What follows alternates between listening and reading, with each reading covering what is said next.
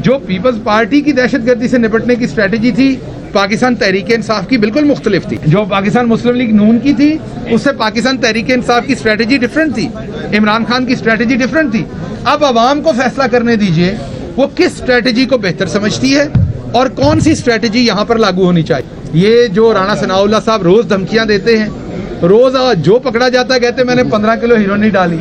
भाई आप डाल लें 15 किलो, लेकिन इंसाफ वो वाला दें जो आपको मिला था। आप मेरे पे भी डाल लें साथ, लेकिन इंसाफ वही वाला चाहिए, जज साहब भी वही वाले चाहिए। आपका ये हक है कि आप ये सख्त सवाल तमाम पार्टियों से करें कि जी आप आएंगे तो दहशतगर्दी से कैसे निपटेंगे, आप आएंगे तो मईशत से कैसे निपटेंगे, आप आएंगे तो बेरोजगारी से कैसे निपटेंगे, आप आएंगे तो महंगाई से कैसे निपटेंगे। तो ये मीडिया का हक है कि उन्हें ये प्लेटफॉर्म मिले कि वो तमाम बड़े लीडर्स के सामने खड़े होकर बेबाक और दबांग तरीके से ये बात पूछ सकें। इस टाइम हमारा असल मसला दहशतगर्दी है, जिसपे हमें सबको मिलकर जिससे लड़ना पड़ना है। कोई एक उससे नहीं लड़ सकता, उससे पूरी कौम को मिलकर लड़ना पड़ना है।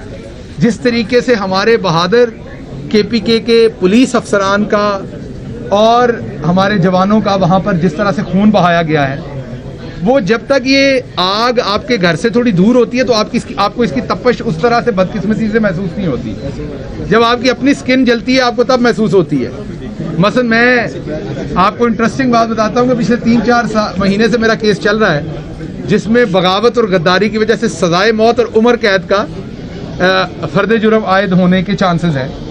तो मैं पिछले दिनों सहाफ़ी हजरात की एक अमाद यूसुफ के लिए पोस्ट देख रहा था, तो उससे मुझे अंदाज़ा हुआ, मैंने एक हिसाब से तो ब्लेसिंग समझी कि चलो अमाद यूसुफ मेरे साथ है, कि चलो साफ़ी भाई शोर तो मचा रहे हैं कि इसमें सजाए मौत भी है, इसमें उम्र कैद भी है। अगर मैं कल्ला होता तो फिर तो शायद जल्दी फट्टी लिखी गई थी मेरी।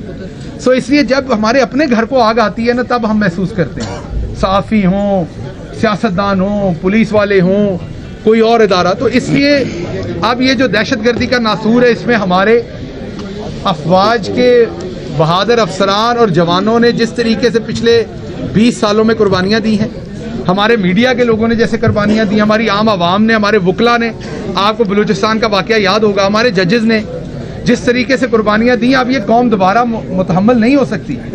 और दहशतगर्दी से अगर आपने फाइट करनी है तो इकट्ठे होना पड़ना है, और इकट्ठे होने के लिए आपको नए इलेक्शन में जाना पड़ना है, क्योंकि जितनी खलीज पॉलिटिकल इस टाइम बन गई है, जितने अपने अपने वर्जन्स बन गए हैं चीज़ों के, जो मुल्क के अंदर इस टाइम अफरा तफरी है, जब तक आप रीसेट का बटन नहीं दबाएंगे, आवाम के पास जो असल में अल्लाह की ज़ात के बाद इक़्तिदार आला पाकिस्तान के आइन के मुताबिक पाकिस्तान के हकीकी वारिस उसकी आवाम है, जब तक आप आवाम को नहीं देते वो इक़्तिदार और वो फैसला नहीं करते कि उन्होंने ये इक़्तिदार किसको देना। हो सकता है वो कल को कहें जी हमने पीपल्स पार्टी, नून लीग या पीटीआई फलां जमात को देना है, जिसको वो देना चाहते हैं उन्हें देने दें, ताकि वो जमात आए, उसकी हुकूमत आए, वो अवाम की उमंगों के ऊपर यहाँ फैसले करें, जिससे दहशतगर्दी में भी हम मुकाबला करें, जिससे हम इकॉनमी में भी मुकाबला करें। क्योंकि आपके सामने जो पीपल्स पार्टी की दहशतगर्दी से निपटने की स्ट्रेटेजी थी पाकिस्तान तहरीक इंसाफ की बिल्कुल मुख्तलिफ थी।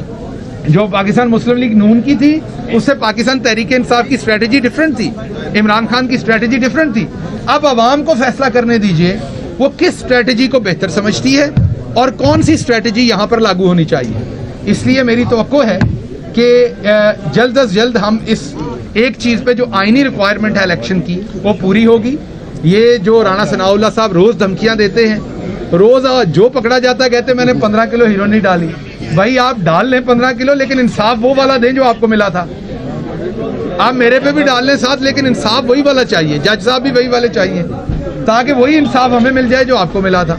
तो इसलिए हमें एक पेज पे होने की ज़रूरत है। इस टाइम मुल्क को यगानगत की ज़रूरत है, इत्तेहाद की ज़रूरत है। हमें सबको एक पेज पे होने की ज़रूरत है, जितनी पहले शायद कभी नहीं थी। और उसका सबसे बेहतरीन हल रीसेट करने का है, ताकि दोबारा से नए सिरे से इलेक्शन हो, अवाम अपने नुमाइंदे चुने, वो नुमाइंदे अपनी पॉलिसी अपने मंशूर की शक्ल में अवाम के सामने रखे, वो कहे कि टेररिज्म को मैंने ऐसे मुकाबला करना है, इकॉनमी को मैंने ऐसे दुरुस्त करना है। हाँ, मीडिया को फेयर ग्राउंड मिलना चाहिए कि मीडिया सबका इंटरव्यू कर सके, सबसे बात कर सके। आपका ये हक है कि आप ये सख्त सवाल तमाम पार्टियों से करें कि जी आप आएंगे तो दहशतगर्दी से कैसे निपटेंगे, आप आएंगे तो मईशत से कैसे निपटेंगे, आप आएंगे तो बेरोजगारी से कैसे निपटेंगे, आप आएंगे तो महंगाई से कैसे निपटेंगे। तो ये मीडिया का हक है कि उन्हें ये प्लेटफॉर्म मिले कि वो तमाम बड़े लीडर्स के सामने खड़े होकर बेबाक और दबांग तरीके से ये बात पूछ सके और वो जवाब दें और फिर आवाम जज करे कि भाई मुझे ये वाला बंदा ठीक लग रहा है जो इकोनॉमी हो या टेररिज्म हो या मईशत हो या आपकी और कोई बेरोजगारी है, महंगाई है, उसके ऊपर इसकी पॉलिसीज ठीक है, मैंने इसको वोट करना है। उस पार्टी को वोट करें और वो पार्टी कोई भी हो सकती है, मैंने पहले भी कहा, वो हुकूमत में आए और फिर आवाम के लिए फैसले करे। जब आवाम ने खुद चुना होता है ना किसी को, तो आवाम फिर उसके अच्छे बुरे तमाम फैसलों को ओन करती है।